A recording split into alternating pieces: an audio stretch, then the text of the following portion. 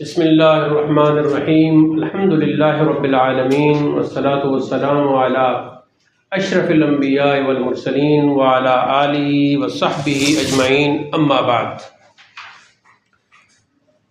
आज का ये दर्स तालीमुल मंतिक़ है जो तालिबात के लिए है।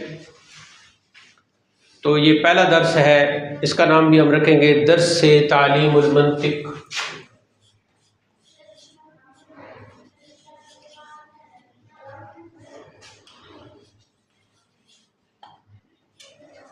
नंबर 1,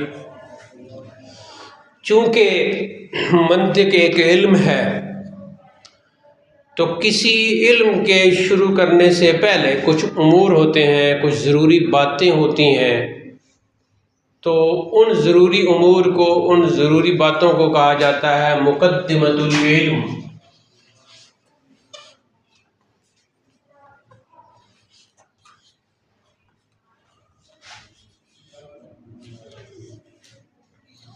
मुक़द्दिमतुल इल्म में हम पहले पढ़ेंगे इल्म मंतिक़ की तारीख़,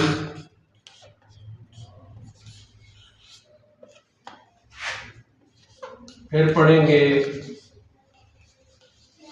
इल्म मंतिक़ की तारीफ़, मौजू, गरज और फ़ायदा।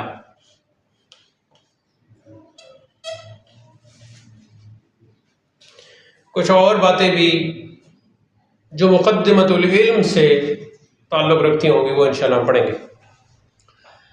तो आगाज़ करते हैं इल्म मंतिक़ की तारीख़। जो पहला हमारा आज का नुक्ता है, ये ऑडियो रिकॉर्डर है, ऑडियो भी मैं एक चैनल पर अपलोड कर देता हूँ, तो वहाँ से भी आप ज़रूर इसे देखें और सुनें। मैंने जो कुछ भी लिखा है मैं उसका खुलासा यहाँ, आपने जो कुछ भी है वो इधर नीचे लिखना है और ऐसे दाएं और बाएं आप लकीर खींच के एक जगह बना लें जिसमें आपने ज़िमनी बातें लिखनी हैं। जो असल उन्वान आ रहा होगा वो तो आपने इधर दरमियान में लिखना है, लेकिन जो ज़िमनी दरमियान में बात कर देता हूँ तो वो राइट साइड पे या लेफ्ट साइड पे आपने लिखनी है। तो तारीख़ की जो पहला नुक्ता है इल्म मंतिक़ की तारीफ़, ओवरलाइन कर दिया करें बाद अल्फाज को, तो इस तरह फिर उनकी अहमियत का अंदाज़ा होता है। तारीफ़ को भी ओवरलाइन कर दें, अंडरलाइन पास करते हैं, लेकिन मुझे ओवरलाइन पसंद है, उसमें ज़रा वाज़े दिखता है।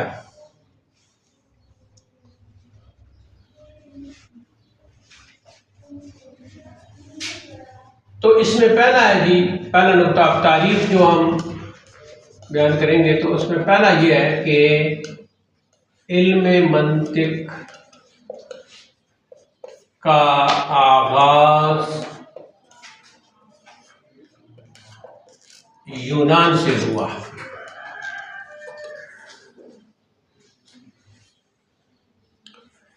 जिस दौर में इल्म मंतिक़ का यूनान में आगाज़ हुआ तो इस इल्म को बहुत ही शोहरत हासिल हुई, उरूज हासिल हुआ, और अहले इल्म ने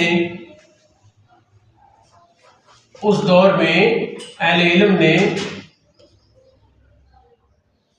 उस दौर में अहले इल्म ने मुस्तकिल किताबें लिखी। मुस्तकिल का क्या मतलब है? यानी मुकम्मल A to Z मिनल अलिफ इलल या, इस खास इल्म पर किताबें लिखी। ये तो होता है ना कि कोई किताब हो और उसके ज़िमन में, उस किताब के ज़िमन में कोई बात, मिसाल के तौर पर आप नमाज पर किताब लिख रही हैं, तो ज़िमन में आपको जिसने नमाज सिखाई थी, दादी ने सिखाई थी, नानी ने सिखाई थी, तो आपने ज़िमनी तौर पर कुछ नीचे लिख दिया कि मेरी दादी ऐसी थी, या मेरी नानो ऐसी थी, या ये, तो वो ज़िमनी बातें होती। तो एक है कि आप अपनी दादी पर, अपनी नानी पर पूरी किताब लिख देती हैं कि वो क्या थी, उनका लिबास कैसा था, उनके खाने पकाने का अंदाज़ कैसा था, उनकी बातें कैसी थी, उनका ताल्लुक़ रिश्तेदारों के साथ कैसा था, ये वो। तो इल्म मंतिक पर इसका यूनान से आगाज हुआ और उस दौर में अहले इल्म ने मुस्तकिल किताबें लिखी, यानी इसको एक इल्म की हैसियत देकर मुकम्मल इस पर किताबें लिखी। अब आते हैं जी, सबसे पहला जो मंतिक का उस्ताद है, मुअल्लिम अव्वल जो है, उसका नाम है अरस्तु। मुअल्लिम अव्वल अरस्तु। ये जो ज़ेर ज़बर है ये बिल्कुल ठीक लिखा है। आज भी अगर कोई इल्म का वो इल्मी बातें कर रहा हो या इस तरह इल्म हासिल करने के बाद बहस कर रहा हो या बहुत बहस करने वाला हो, तो उसे कहा जाता है कि तुम अपने आप को अरस्तु समझते हो। यानी अगर कोई बहुत ही ज़्यादा सियाना बनने की कोशिश करे या सियाना बनने की कोशिश मुज़क्कर हो या मुअन्नस जो भी, कि तुम अरस्तु बनने की कोशिश कर रहे हो या तुम अरस्तु बनने की कोशिश कर रही हो, तो ये मुअल्लिम अव्वल है अरस्तु। ये है जी अरस्तु जो है क़ब्ल अल मसीह है।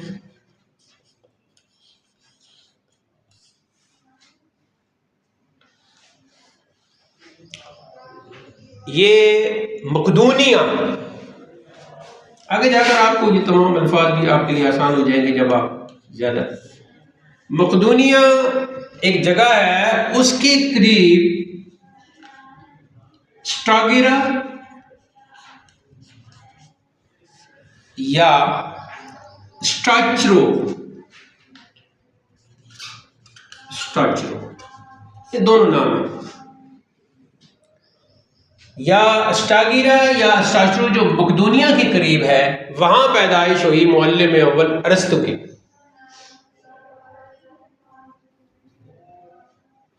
खुद अरस्तु जो था,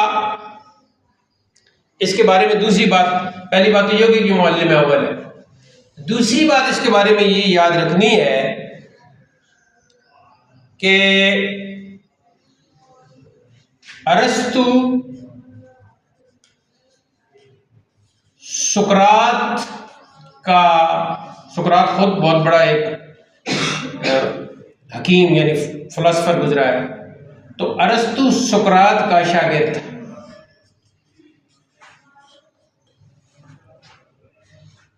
इनको ओवरलाइन कर दो।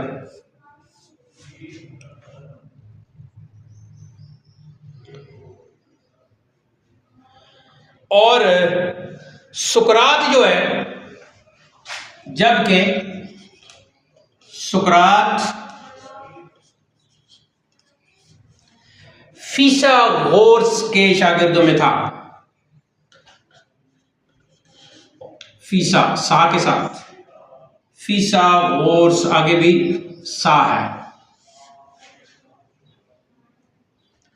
तो अब जब फलसफे की या मौसीकी की या इस तरह की मंतिक की बड़ी बातें हो रही हैं, तो ये भी कह सकते हैं कि आप अपने आप को फिसागोरस समझती हो या आप फिसागोरस की शागिर्द हो।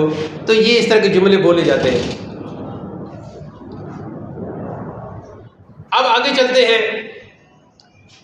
और फिसागोरस जो है, अब आप तो ज़ाहिर है नीचे लिखेंगे, मैं इधर जगह नहीं यहाँ लिखूंगा। तो अब फिसागोरस हजरत सुलेमान अलैहिस्सलाम के शागिर्द हुए।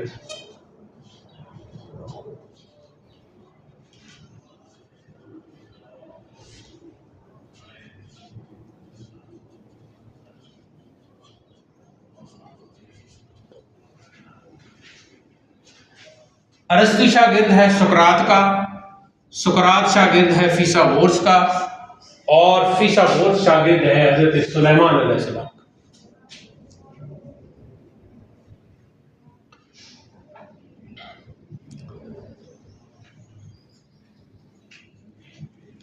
अब सबसे पहले अरस्तु चूंकि मुअल्लिम अव्वल है, पहला उस्ताद है, तो अरस्तु ने एक फिलोसफर, एक बड़े हकीम जिनका नाम है सिकंदर रूमी, सिकंदर रूमी के हुक्म पर अरस्तु ने मंतिक को, यानी इल्म मंतिक को तरतीब दिया। तो पहली तरतीब चूंकि अरस्तु ने दी इस इल्म को, तो इसलिए अरस्तु को हम कहते हैं मुअल्लिम अव्वल।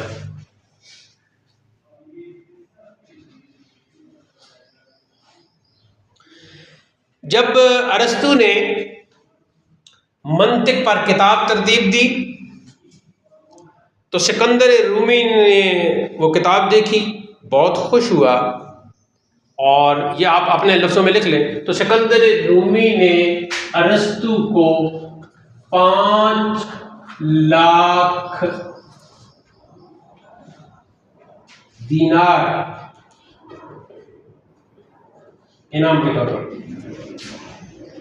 दीनार और दिरहम में तो फर्क आपको पता ही होगा, कोई तालिबा बता सकती हैं?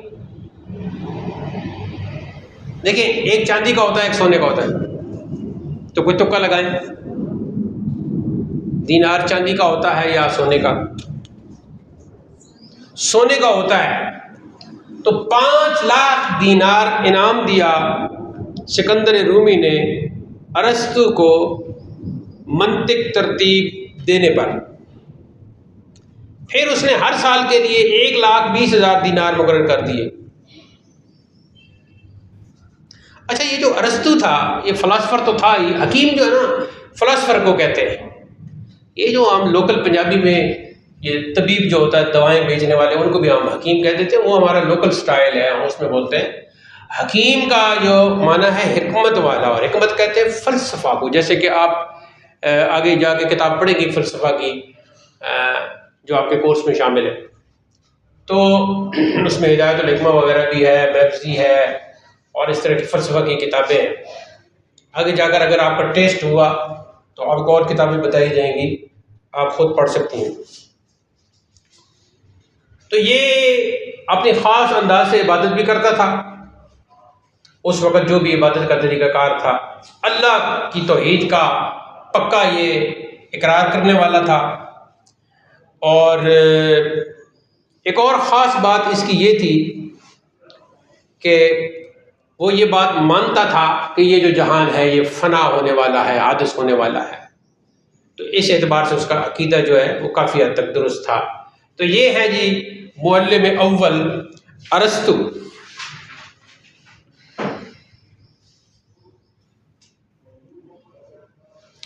अब आते हैं मुअल्लिम सानी।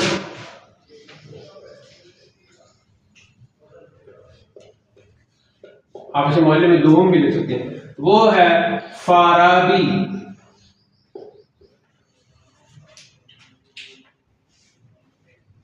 पूरा नाम है अबू नस्र मोहम्मद फाराबी।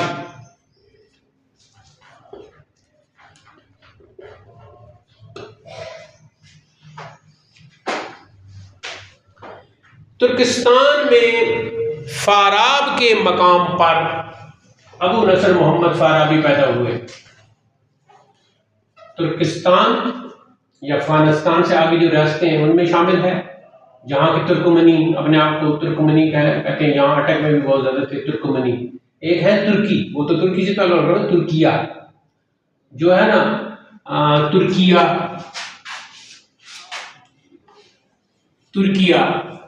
के जो रहने वाले हैं उनको हम कहते हैं तुर्की। लेकिन जो तुर्किस्तान के रहने वाले हैं या तुर्कमानिस्तान के रहने वाले हैं तो उन्हें हम तुर्कमनी कह देते हैं। वहाँ तुर्किस्तान का इलाका है फाराब, तो वहाँ पैदा हुए अबू नस्र मोहम्मद फाराबी। तो अपने गांव की निस्बत से ही फिर वो फाराबी ज़्यादा मशहूर हो गए। इनको गालिबन अल्लामा इकबाल ने एक जगह फारियाबी भी कह दिया, लेकिन ये फाराबी दुरुस्त है, फारियाबी दुरुस्त नहीं। और उसके बाद ये दिमश्क चले गए, और दिमश्क शाम का जो दारुल खिलाफा है, दिमश्क, इसको दिमश्क नहीं पढ़ना, दाल के नीचे देर है, दिमश्क शाम का दारुल खिलाफा। दिमश्क में वफात पाई। ये अरब के बहुत बड़े फ़लसफ़ा में थे। बगदाद में इन्होंने पढ़ा था, वहाँ इनकी परवरिश हुई थी। हर्रान एक इलाका है, बगदाद और हर्रान 2016 में हमारी हाज़िरी हुई थी बगदाद शरीफ में, तो ईरान और इराक़ की ज़ियारतें सब की थी। उसके बाद ये शाम का इलाका है हलब,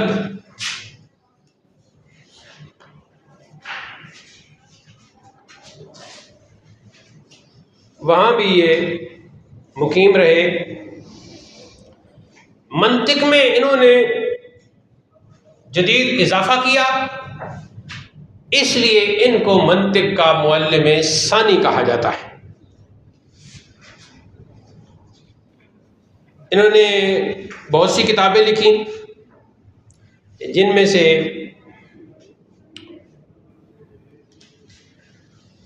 किताबें जो है ना इनकी, उनमें से एक दो का नाम लिख लें। पहले नंबर का है मक़ालतुन फ़िल अक़्ल, मक़ालतुन फ़िल अक़्ल, ये अक़्ल के बारे में इन्होंने मक़ाला लिखा है।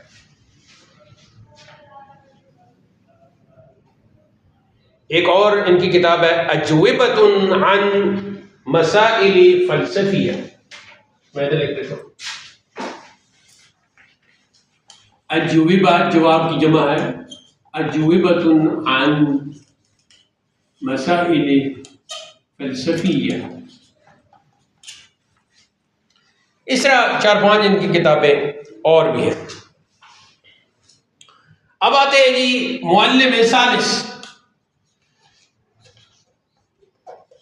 और आप सिवम भी लिख सकते हैं, मुअल्लिम सिवम भी लिख सकते हैं आप, सिवम, इसको सोम नहीं पढ़ा जाता, दोवम है उधर, इसको दोम नहीं पढ़ना या दो एम नहीं पढ़ना, दोवम,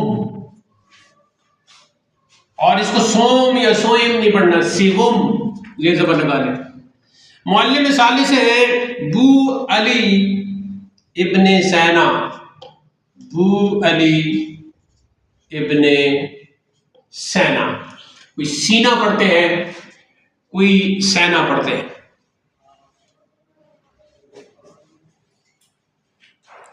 ये बुखारा के करीब, ये जो अफगानिस्तान में आता है, बुखारा के करीब खशना एक मकाम है, बुखारा के करीब खशना एक मकाम है, वहाँ ये पैदा हुए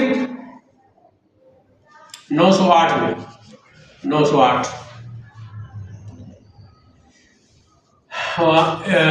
हिजरी में पैदा हुए, और हमदान में वफात पाई। हमदान ईरान में है।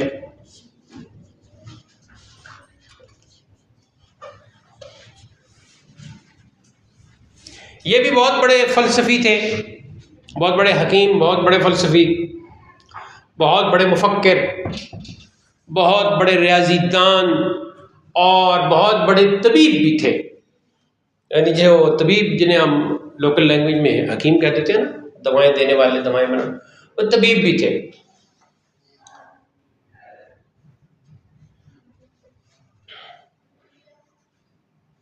इल्म फ़िक़्ह हासिल किया। ये हमारी जो शरअ अक़ायद है, अक़ायद नसफ़ी की शरअ है, उसकी एक शरअ की है अल्लामा नबरास के नाम से, शायद आपने नाम सुना हो, अल्लामा अब्दुल अज़ीज़ परहारवी। अल्लामा ये उधर मुल्तान के करीब थे, अल्लामा अब्दुल अज़ीज़ परहारवी, परहारवी अलैहि रहमत। इन्होंने अन नबरास के नाम से शरह की है, शरहुल अक़ायद अन नसफ़ी की। मेरे ख्याल में उसका मतन आपके निसाब में शामिल है।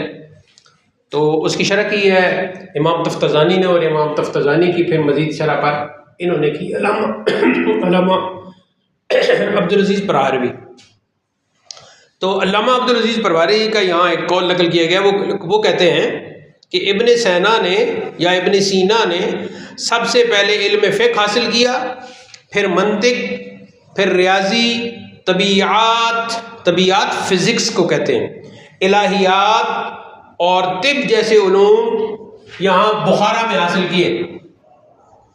फिर कुतुब का गहरा मुताला शुरू किया, यहाँ तक के तमाम उलूम की तकमील भी कर ली, और उनकी उम्र उस वक़्त सिर्फ 18 बरस थी।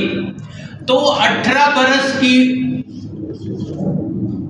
बरस में तमाम उलूम व फ़नून में महारत हासिल कर ली। क्या कमाल उनकी ज़हानत थी और क्या ज़ौक़ था और क्या शौक़ था और क्या मेहनत थी। तो ऐसे लोगों के हालात पढ़ के उन पर रश्क करना चाहिए और ख़ुद उन जैसा बनना चाहिए, अपना वक्त नहीं ज़ाय करना चाहिए। हाँ, और फिर हमदान और अस्फ़हान की तरफ चले गए। अस्फ़हान ईरान में है और ये तेहरान जो है और ये साथ का जो इलाका है उस सबको अस्फ़हान कहते हैं। दज्जाल के बारे में भी है कि वो उसी अस्फ़हान से ही उठेगा। आजकल जदीद शक्ल उसकी पता नहीं क्या है, लेकिन पुरानी किताबों के एतबार से अस्फ़हान नाम ही है। वहाँ उस वक़्त के जो बादशाह थे उन्होंने बड़ी इज़्ज़त दी अबू अली इब्न सैना को। इनकी एक आदत ये थी कि ये शुरू में तो शराब वगैरह भी पीते थे, लेकिन फिर तौबा कर ली शराब से और आखिरी उम्र में तो कुरान मजीद भी हिफ्ज़ कर लिया। ये भी लिख लें तो हाफिज़ भी हो गए। फिर नेकियों की तरफ बहुत ही रग़बत हो गई और हालात बिल्कुल तब्दील हो गए। क़ुव्वत समात जो थी इनकी बला की थी। यहाँ एक वाक़या है कि एक दिन वो बादशाह के पास गए और शिकायत की कि 4 मंजिलों के फासले से लोहा कूटने की आवाज़ आती है जिससे मेरे मुताला में खलल पड़ता है। 4 मंजिलें, ख़ास आप एरिया समझ लें, तो 4 मंजिलें दूर लोहा कूटा जा रहा है, तो वो जो टन टन की आवाज़ आती है वो मेरे कानों में आती है, तो मेरे मुताला में खलल पड़ता है। बादशाह सुनकर बहुत हैरान हुआ, मैं भी हैरत हुआ और फिर उसने इस बात की तस्दीक की। तो एक आदमी को हुक्म दिया कि जाओ और आप वहाँ जाओ। तो वो वहाँ जब गया, वहाँ रहा, तो वहाँ शाम से लेकर सुबह तक उसने वो लोहा कूटा। उसने फिर ऐसा किया। फिर इब्न सीना जो है वो बादशाह के दरबार में हाजिर हुए, तो अर्ज़ किया कि ये जो दिन गुजरे हैं इन दिनों में तो बिल्कुल पूरी रात आवाज़ आती थी और उसने मेरे मुताला में बहुत खलल डाला है। तो फिर बादशाह को मालूम हो गया कि वाकई इसके कानों तक ये संवाद पहुँचती है और ये वाक़ईतन ही सच कह रहा है। चुनांचे फिर वो जो कारखाना है जो कुछ बना हुआ था उनको बुलाकर रोक दिया गया और कहा कि भाई खलल मत डालो। ये क़ुव्वत समात की हालत थी कि इतने दूर यानी कई किलोमीटर मीटर के फासले पर जो है ना वो सुन सकते थे। फिर है जी क़ुव्वत बासरा, यानी देखने की जो क़ुव्वत थी। तो इस हवाले से ये है कि एक दफ़ा इब्न सैना सुल्तान के दरबार में बैठा था कि 4 मील दूर से आने वाले घोड़सवार के मुतल्लिक बादशाह को बताया कि फ़लाँ शक्ल का फ़लाँ लिबास का आदमी आ रहा है और उसके घोड़े का रंग ये है और वो कोई मीठी चीज़ खाता हुआ आ रहा है। बादशाह ने कहा कि आपको कैसे पता चला? तो उसने कहा कि मक्खियाँ उसके इर्द गिर्द उड़ रही हैं उस मीठी चीज़ की वजह से, उस मिठाई की वजह से। तो ये इस बात की अलामत है कि वो मिठाई खा रहा है। तो अब आजकल के जो लोग हैं ये अपना बदअकीदा लोग और एतराज़ करते हैं कि भाई वो ये अल्लाह के वलियों को या फ़लाँ को क्या पता, फ़लाँ को क्या पता। तो ये अबू अली सैना खुद इनके अकायद के बारे में भी शायद वो मुतमईन नहीं है, कोई इनको किस खाते में डालता है, कोई किस खाते में डालता है। तो अबू अली सैना जो एक मंतकी है, तो एक हकीम है, एक फ़िलासफ़र है, वो इतने किलोमीटर दूर देख भी सकता है और ये भी मक्खियों को भी देख सकता है और ये भी देख सकता है कि वो आने वाला कोई चीज़ खा रहा है। तो फिर जो खालिस अल्लाह का वली है, जिसको अल्लाह ने ताकत ख़ास अता की हो, तो उसकी ताकत का, उसकी क़ुव्वत सामिया का, उसकी क़ुव्वत बासरा का अंदाज़ा कोई कैसे लगा सकता है? ये वो लोग एतराज़ करते हैं आजकल के, ये जो सोशल मीडिया पे आके और बक बक करते हैं। ये लोग वो हैं जिनके पास ना इल्म है, ना समझ है, ना दानाई है, ना दानिश है, ना बीनिश है, ना हिकमत है, उनके पास कुछ भी नहीं। अब आती है जी बात क़ुव्वत हाफ़िज़ा की। तो ये वाक़या भी सुन लें कि एक दफ़ा अस्फ़हान में बादशाह के दरबार में वो ख़ुद कहते हैं कि ये मैं जा रहा था तो दरिया पार करने के लिए कश्ती में सवार होकर जब वह सवार हुआ तो एक और आदमी भी उस कश्ती में सवार था। तो इब्न सैना के दरियाफ्त करने पर उसने बताया कि मैंने कानून की एक किताब लिखी है और उसे अब बादशाह की खिदमत में पेश करने जा रहा हूँ। तो इब्न सैना ने उससे किताब लेकर अव्वल ता आखिर पढ़ डाली।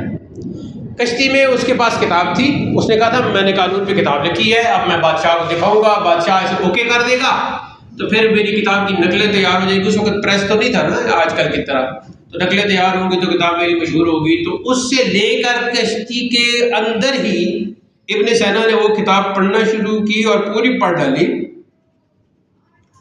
और बादशाह के दरबार पहुंचे तो बादशाह ने इब्न सीना को किताब पेश की कि देखें ये किताब कैसी है। तो इब्न सीना ने उसे देखा और कहा कि ये किताब तो मुद्दत हुई लिखी जा चुकी है। तो उस आदमी ने इस बात को मानने से इनकार किया। तो इब्न सीना ने कहा मुझे तो पहले से ये पूरी किताब ज़बानी याद है, आखिरकार कुछ शुरू से कुछ दरमियान से फिर आखिर से किताब ज़बानी सुना दी।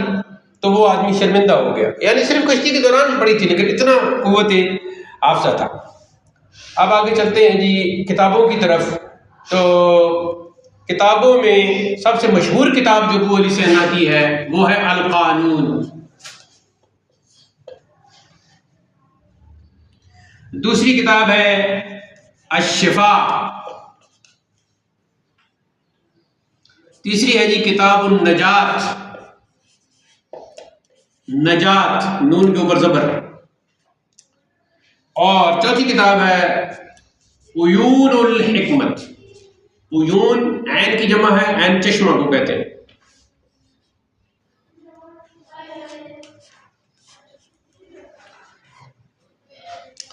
ये तीन बड़े मुअल्लिम हैं, मुअल्लिम अव्वल अरस्तु, मुअल्लिम सानी फाराबी और मुअल्लिम सालिस अबू अली सैना या अबू अली सीना, जिन्होंने अपने दौर में मंतिक को इसमें इजाफा किया।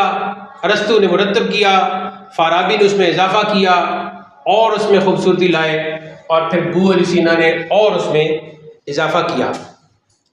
चौथे नंबर पर मुअल्लिम राबे जो हैं वो हमारे हिंदुस्तान के हैं, अल्लामा फजल हक खैराबादी, जिन्हें मुअल्लिम राबे कहा जाता है। मुअल्लिम राबे, और यहाँ आप चारों अल्लामा फजल हक खैराबादी। अल्लामा फजल हक खैराबादी जो हैं अंग्रेज़ों के ख़िलाफ़ इन्होंने फतवा जहाद दिया था और इनको कैद किया गया, और जो सबूबतें इन पर आई ये पूरा चैप्टर है। लेकिन अब चूँकि फ़िलहाल मंतिक की बात हो रही है तो अल्लामा फजल हक खैराबादी मुअल्लिम राबे हैं, मंतिक के चौथे उस्ताद हैं। और आप यूँ समझ लें कि इस वक्त जो हम इल्म मंतिक पढ़ रहे हैं तो वो एक खैराबादी सिलसिला है, खैराबादी मंतिक हम पढ़ रहे हैं।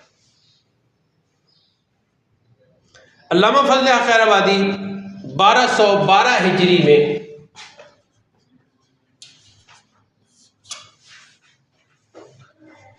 खैराबाद में पैदा हुए।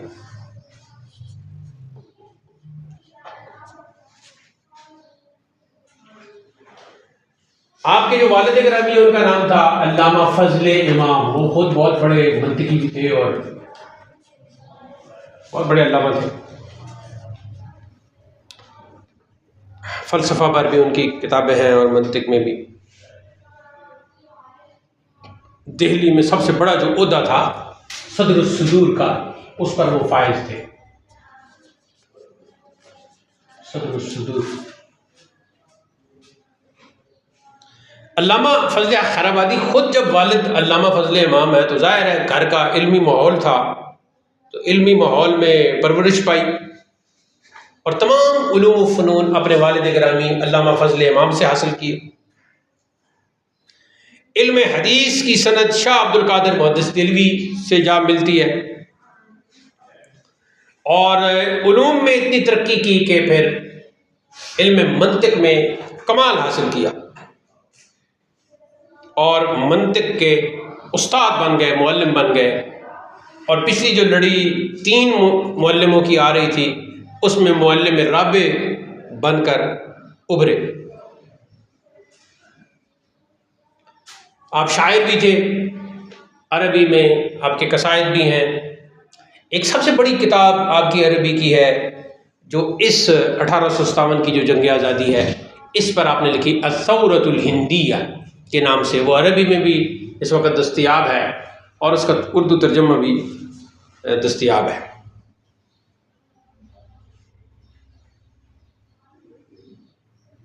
शाह अब्दुल अजीज मुहद्दिस देहलवी जो शाह वलीउल्लाह के साहबजादे हैं, बचपन में उनके साथ भी इनकी मुलाकात हुई, अपने वालिद के हमरा गए और उनकी बारगाह में हाज़िरी दी और शाह साहब की डिमांड पर फिर अपने अरबी अशार भी सुनाए।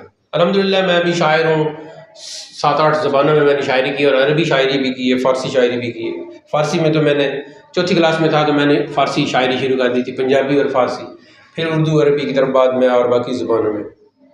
तो वहाँ फिर शाह साहब के कहने पर अशार सुनाए तो शाह साहब ने एक शेर पे कुछ एतराज़ किया तो उस पर अल्लामा फजल खैराबादी ने फुसहाए अरब के 30 अशार सुना दिए। यानी शाह अब्दुल अजीज़ मुहद्दिस देहलवी खुद जो बहुत बड़ी हस्ती हैं, शाह अब्दुल अजीज़ शाह वलीउल्लाह के बेटे हैं, मुहद्दिस हैं और शायराना ज़ौक़ भी है इनका। तो इन्होंने उनके शेर पर एतराज़ किया कि ये लफ्ज़ आपने ठीक तरीके से शेर में नहीं बांधा। तो मिसाल में इन्होंने 30 अशार फुसहाए अरब के, फुसहाए अरब यानी अरब के बहुत ही फसी और बलीग शुअरा की 30 मिसालें पेश कर दी कि ये लीजिए, आप मेरे शेर पे, मेरे इस तरकीब के, मेरे मुरक्कब पे एतराज़ कर रहे हैं तो यही मुरक्कब इन 30 अशार में मुलाज़ा कीजिए। उसी तरकीब पर वो मुश्तमिल थे। तो इस पर शाह साहब ने अपना एतराज़ वापस ले लिया और अल्लामा फजल खैराबादी की ज़हानत पर, उनके मुताले पर, उनके फ़हम पर, उनकी फ़रासत पर, उनकी क़ियासत पर बहुत ही मैं भी हैरत हो गए, बहरे तहय्युर में डूब गए। आपको बाज़ मेरे अल्फाज और बाज़ मुरक्कबात आपके समझ में नहीं आएंगे, लेकिन बार बार आप सुनेंगी, इस्तेमाल करेंगी, डिक्शनरी देखेंगी तो इंशाअल्लाह आपको फिर बहुत फ़ायदा होगा।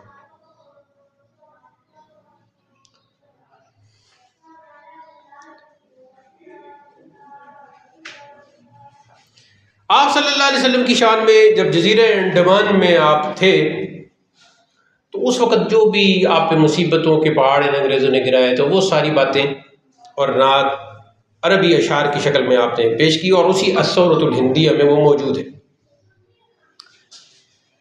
हिंदुस्तान की सरजमीन में इल्म मंतिक और इल्म फ़लसफ़ा को आपने, चलो ठीक है, इधर रिकॉर्ड हो रहा है तो ये भी चैनल पर अपलोड हो जाता है दूसरे पे, वो आप उसमें देख लीजिएगा। तो हिंदुस्तान में इल्म मंतिक और इल्म फ़लसफ़ा की तरवीज और इशाअत में आपने खुसूसी किरदार अदा किया, कारहाय नुमाया सरअंजाम दिए। तो इसलिए फिर आप मुअल्लिम राबे कहलाए। सर सैयद अहमद ख़ान ने इस घराने की खिदमात को सराहा है और लिखा है कि इस नवा में यानी इन इलाकों में तरवीज इल्म हिकमत माकूल की इसी ख़ानदान से हुई कि ये जो हमारा हिंदुस्तान का इलाका है इसमें जो माकूल ये उलूम होते हैं जो मंतिक वगैरह हैं। तो उन्होंने लिखा है कि इस इलाके में जो तरवीज हुई है, जो इशाअत हुई है, जो काम हुआ है इस इल्म के हवाले से जिन्हें पढ़ाया गया है तो वो इसी ख़ानदान ने की। अल्लामा फजल इमाम ने, अल्लामा फजल इमाम खैराबादी वालिद ने और अल्लामा फजल खैराबादी बेटे ने। तो इसलिए फिर ये मुअल्लिम राबे हो गए। अब जो इनकी किताबें हैं, जो पहली है अस्सौरतुल हिंदिया, बहुत सी इन्होंने किताबें लिखी हैं तो कुछ किताबों के नाम लिखूं तो पहली जो है अस्सौरतुल हिंदिया, अस्सौरतुल हिंदिया इसका तर्जुमा उर्दू हुआ है बाग़ी हिंदुस्तान के नाम से, बाग़ी हिंदुस्तान।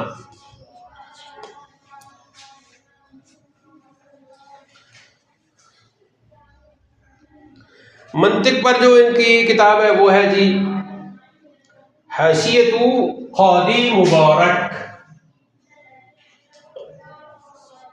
हाशियतु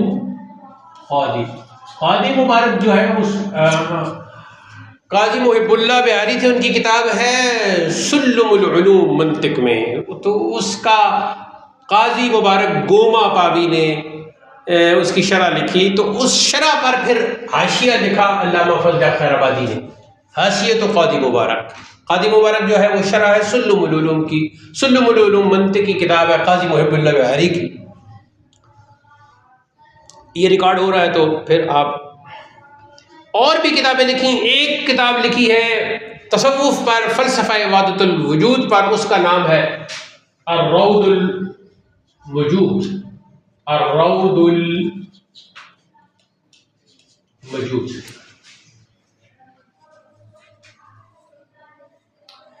और फ़लसफ़ा पर किताब लिखी है जी अल हदियतुस सईदिया, ये तलबा के निसाब में तो शामिल है, पता नहीं अब आपके निसाब में शामिल है कि नहीं। अल हदियतुस सईदिया ये फ़लसफ़ा की किताब। और हुजूर की शफाअत के मौजू पर किताब लिखी है तहक़ीक़ुल फ़तवा, इसका भी उर्दू तर्जुमा हो चुका है, पढ़ने के लायक है। तहक़ीक़ुल फ़तवा ये हुजूर की शफाअत के मसला पर है। आज शफाअत के बहुत से मुनकिरीन हैं, तो उनके साथ जब आपकी बात होगी तो इस किताब का अगर आपने मुताला कर रखा होगा तो आपकी गुफ्तगू बहुत ही खूबसूरत होगी। हिंदुस्तानी मौलवियों में कुछ ये देवबंदी ये ऐसे हैं कि इन्होंने कहा कि नऊज़ु बिल्लाह मिन ज़ालिक, अल्लाह हुजूर जैसे पैदा कर सकता है करोड़ों, तो इस तरह की एक गलत किस्म की बात शुरू हुई। तो इसके जवाब में आपने किताब लिखी फ़ारसी में इम्तिनाउन नज़ीर, ये 5वीं किताब इम्तिनाउन नज़ीर, नज़ीर का मतलब है मिसाल, तो इन्होंने इसमें यह साबित किया है कि हुजूर की मिसाल मुमकिन ही नहीं है। ये फ़ारसी में है, इसका उर्दू तर्जुमा भी हो चुका है।